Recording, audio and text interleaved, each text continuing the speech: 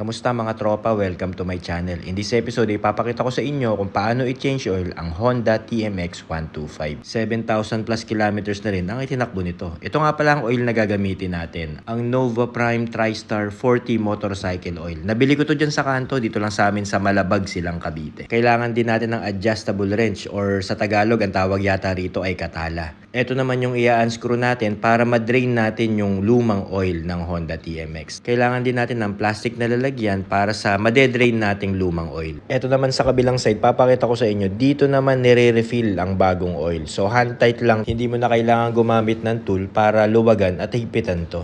Kailangan mo rin ng embudo para hindi matapon yung oil kapag nag-refill ka. Eto, luwagan na natin yung screw. Bali, kailangan natin itong iikot pakaliwa para lumuwag. Kapag napihit mo na, pwede mo na lang gamitin yung kamay mo para luwagan ng tuluyan at i-drain ng oil. Ayan, ang itim ng oil kasi medyo matagal akong hindi nakapag-change oil. Ginagamit ko pala tong Honda TMX ko pang Food Panda, Lalamove Deliver.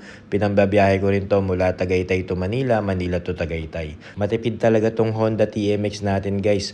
69 kilometers, tas balikan pa. 200 pesos lang ang konsumo sa gas. Ang pinapakarga ko nga pala sa Honda TMX ay 91 octane unleaded gasoline. Pwede ka namang mag-premium yung 95 octane pataas, depende na rin sa'yo. Hayaan lang nating mag-drain yung lumang oil. Kailangan din natin tanggalin yung oil filter na yan at linisin natin bago natin ibalik. Kita nyo guys, ang itim talaga ng oil. Dapat talaga at least every 1.5 to 2,000, lalo na kung ginagamit natin pang delivery. Mas maganda lagi nating i-change oil ang ating motor para laging kondisyon sa biyahe. Bali, ito yung tinakbo ng motor ko, 7,305. Every 1.5 to 2,000, pinapa-change oil ko na talaga to. Bali, dito natin i-refill yung bagong oil. Ang kailangan natin, embudo. Yun nga lang, nawawala yung embudo ko. So, gagawa tayo ng DIY. Pag na-drain na natin yung oil at nalinis na natin tong oil filter, ibalik na natin ng maayos at i-screw na natin. Mararamdaman mo naman yung kapit ng screw. Hindi naman kailangan sobrang higpit talaga. So, eto nga yung ipapalit nating oil.